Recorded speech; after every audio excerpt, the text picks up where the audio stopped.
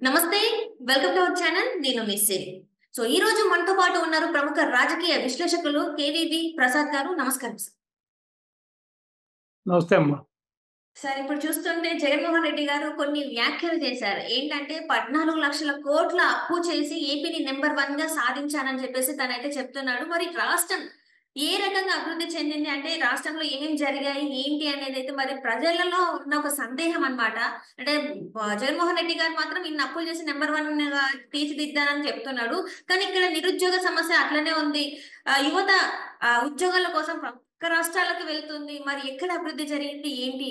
ఒకసారి మీరు చెప్తే మేము వినాలనుకుంటున్నాం సార్. రాష్ట్రం అభివృద్ధి జరిగిందన్నా కూడా రాష్ట్రం రావణకాష్టమైంది. రాష్ట్రం హ్మ్. అధోగతి పాలైంది. రాష్ట్రం 20, 25 సంవత్సరాలు వెనక్కెళ్ళిపోయిందమ్మ. హ్మ్. బాబు గారు ఏదైతే విజన్‌తో వర్క్ చేశారో ఈ రోజున పక్కనున్న రాష్ట్రం తెలంగాణ రాష్ట్రం మనం చూస్తున్నాం. హ్మ్. 2020 అన్నప్పుడు ఎంతోమంది ఆయన్ని గేలి చేశారు. 2020 అంటే ఏంటి? ఇది క్రికెట్ మ్యాచా అన్న వ్యక్తులు లేకపోలేదు. కానీ ఈ రోజున ఆ ఫలాలు, రాష్ట్రం అభివృద్ధి చెందిన విధం, ఈ హ్మ్. రోజున భూముల రేట్లు, ఈ రోజున ఇక్కడ సంపద పెరిగిందా అక్కడ చూసిన తర్వాత అప్పుడు అర్థమైంది బాబు గారి విజన్ ఏంటన్నది. హ్మ్. కేవలం ఆ వ్యక్తి తాత్కాలిక ఫలితాల కోసం, హ్మ్. కేవలం ఓటు బ్యాంకు రాజకీయాల కోసం నేను రైట్. 131 సార్లు బటన్ నొక్కాను. నేను హ్మ్. నాకొక్కసారి బటన్ నొక్కండి అని చెప్పింది. ఇప్పుడు అప్పులు చేసి బటన్ నొక్కడం అనేది ఎవరైనా నొక్కుతారమ్మా.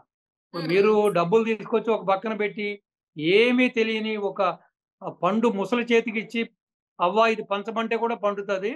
ఒక హ్మ్. చిన్న పిల్లాడు అట్‌లీస్ట్ ఒక 4, 5 తరగతి చదువుకున్న వ్యక్తి ఒక చిన్న కుర్రవాడి చేతిలో కూడా డబ్బు పెట్టి, ఇలా మనుషులొస్తారు. వచ్చిన వాళ్ళందరికీ ఒక 100 లెక్కనో, 200 లెక్కనో పంచరా అబ్బాయి అంటే పంచుతాడు. అది పెద్ద హ్మ్. ఘనకార్యం ఏం కాదు. ఈ రోజున 14,00,000,00,00,000 రూపాయల అప్పులో మాత్రమే మనం అగ్రగామిగా ఉన్నాం. హ్మ్. అంతకుమించి రాష్ట్రం అధోగతి పాలైపోయింది. రోడ్లు లేవు. ఇన్‌ఫ్రాస్ట్రక్చర్ లేదు. హ్మ్. డెవలప్‌మెంట్ లేదు. ఇండస్ట్రీస్ లేదు.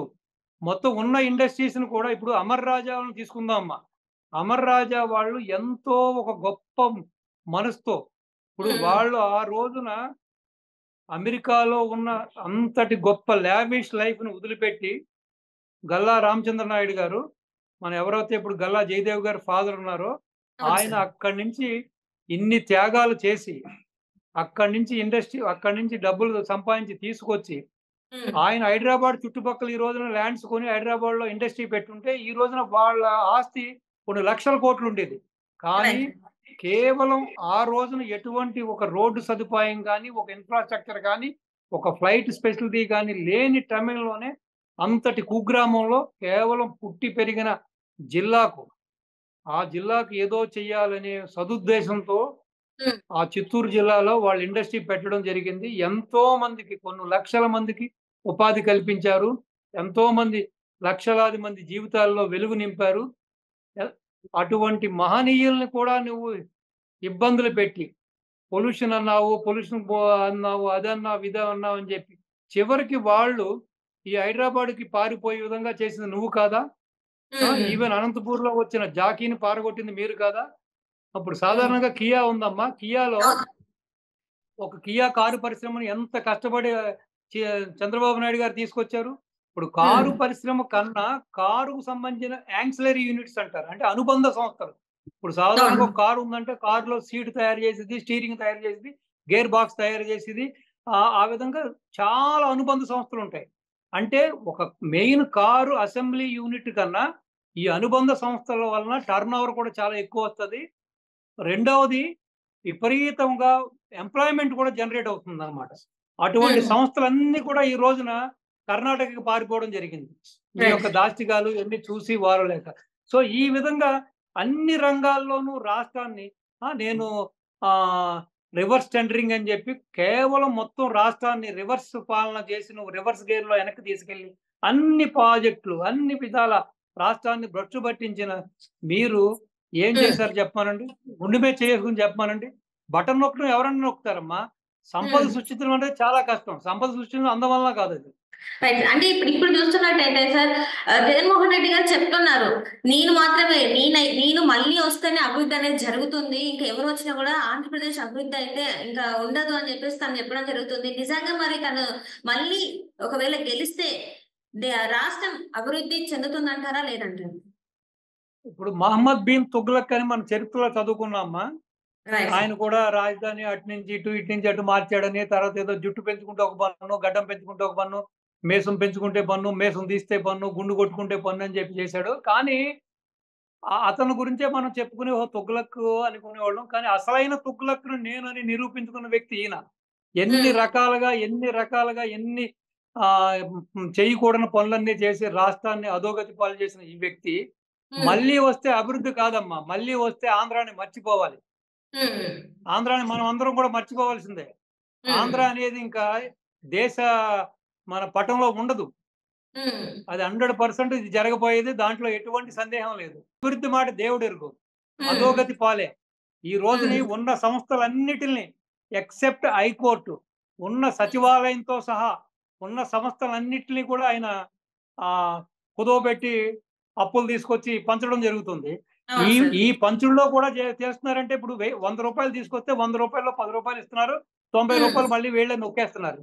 అవును సార్. రేపొద్దున గవర్నమెంట్ వస్తే ప్రతి ఒక్కళ్ళు కూడా దీనికి బాధితులవుతారు. ఈ రోజునే చూసారు కదా! ఒక కొత్త చట్టం తీసుకొచ్చి, మీకు సంబంధించిన భూ చట్టం తీసుకొచ్చారు. ఆ భూ చట్టంలో మీకు సంబంధించిన డాక్యుమెంట్స్ గాని, దానికి సంబంధించిన పట్టాదారు పుస్తకాలు గాని, ఎటువంటి లింక్ డాక్యుమెంట్స్ గాని మీ దగ్గరుండవు. కంప్లీట్ గవర్నమెంట్ దగ్గరుంటాయి. గవర్నమెంట్ కేవలం అవును సార్. మీకు, మీకు వాళ్ళిచ్చేదేంటంటే ఒక జిరాక్స్ కాపీ ఇస్తారు. ఇప్పుడు జిరాక్స్ కాపీ తీసుకెళ్ళి మీ అవసరానికి మీ ఇల్లో, మీ పొలమో కుదరపెట్టి, మీ బిడ్డల చదువుల కోసమో, లేపోతే వేరేదైనా పెళ్ళిళ్ళకో, దేనికో ఏదో అవసరానికి మీకు ఎవడైనా రూపాయి అప్పిస్తాడమ్మా?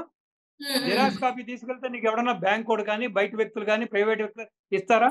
So, right sir. Any time ఈ ఆస్తులన్నిటిని కూడా ఆయన కుదవ పెట్టేసుకొని రేపొద్దున వాటిలతో కూడా ఈయన ఈ యొక్క సో కాల్డ్ సంక్షేమ పథకాలు ఇస్తాను, బటన్ నొక్కుతానని చెప్పి ఇస్తాడు. రేపొద్దున రాష్ట్రంలో ఏ ఒక్కడికి కూడా ఒంటి మీద గోచి మిగలదు. ఇది హ్మ్. తథ్యం. అంటే ఇప్పుడు ఇప్పుడు చూస్తున్నట్టయితే ఎట్లయితే సచివాలయాన్ని తాకట్టు పెట్టారో, అట్లనే ఈ రైతు భూములను కూడా తాకట్టు పెట్టే అవకాశం ఉందంటారా సార్? ఎందుకంటే మనం గతంలో కూడా విన్నాం. భూసేకరణ చేస్తున్నారు జగన్మోహన్ రెడ్డి గారు కొంతమందికి తాకట్టు పెట్టడానికి. అందుకే ఇలాంటి పత్రాలు ఒరిజినల్ డాక్యుమెంట్స్ అడుగుతున్నారు వాళ్ళకి చూపెట్టడానికి అని చెప్పేసి మరి వార్తలొచ్చినాయి. ఇందులో నిజంగా వాస్తవం ఉందంటారా మరి? 100% అమ్మా. ఈ రోజున చూసుంటే మీకు అద్దురాళ్ళేశారు. అద్దురాళ్ళ మీద జగన్ గారి బొమ్మ. హ్మ్. పట్టాదారు పాస్ పుస్తకాల మీద జగన్ గారి బొమ్మ. హ్మ్. రేపు ఆల్రెడీ మీకు ప్రతి ఇంటికి నువ్వే మా నమ్మకం, నువ్వే మా భరోసా అని చెప్పి జగన్ గారు స్టిక్కర్‌లు అంటించారు. రేపొద్దున చెబుతారు. అరే బాబు! ఆ హ్మ్. రోజున స్టిక్కర్ అంటించాం మేము 2 సంవత్సరాల క్రితం, 3 సంవత్సరాల క్రితం. ఆ హ్మ్. రోజునే నీకు అర్థమై ఉండాలి. ఈ ఇల్లు మాదే, ఈ పొలం మాదే, ఈ హ్మ్. గొడ్డు గోధుమ కూడా మాదే అని చెబుతారమ్మా. అన్నీ ఇంక ఎవ్వడికి కూడా వాడు నాది అని చెప్పుకోవడానికి లేదమ్మా. ఈ రోజున రాష్ట్రంలో చూసుకుంటే ఎన్నో ఆస్తులు, ఎన్నో యొక్క స్థలాలు అన్నీ కూడా వీళ్ళ యొక్క హస్తగతం అయిపోయినాయమ్మా. వీళ్ళ అనుమాయుల చేతుల్లోకెళ్ళిపోయినాయమ్మా. బెదిరించి, హ్మ్. నయానా బెదిరించి లాక్కొని మొత్తం అన్నిటిని కూడా వాళ్ళు తీసేసుకున్నారు. వాళ్ళ కంట్రోల్ తీసేసుకున్నారు. రేపొద్దున వస్తే హ్మ్. ఏది కూడా ఎవ్వరి సొంతము కాదు. మొత్తం అంతా ఆయన సొంతం. ఆయన సొంత జాగీరు. సో, హ్మ్. జగన్మోహన్ రెడ్డి గారి జాగీర్ అయిపోతుంది. ఇంకా అది ఆయన ఒక సామంతరాజు. అంటే ఒక ఎంపరర్, ఎంపరర్ ఆఫ్ ఆంధ్రప్రదేశ్ అంతే. రేపొద్దున పేరు కూడా మార్చేస్తారు. Right sir. ఆంధ్రప్రదేశ్ అనేది వైఎస్ జగన్ ప్రదేశ్ అంటారు కూడా. Right sir. Right sir. Right. Thank you so much sir. మీరు మాతో పాటు జూమ్ కాల్‌లో వచ్చినందుకు ధన్యవాదాలు సార్. నమస్తే అమ్మా. థాంక్ యూ అమ్మా. Right sir. Thank you.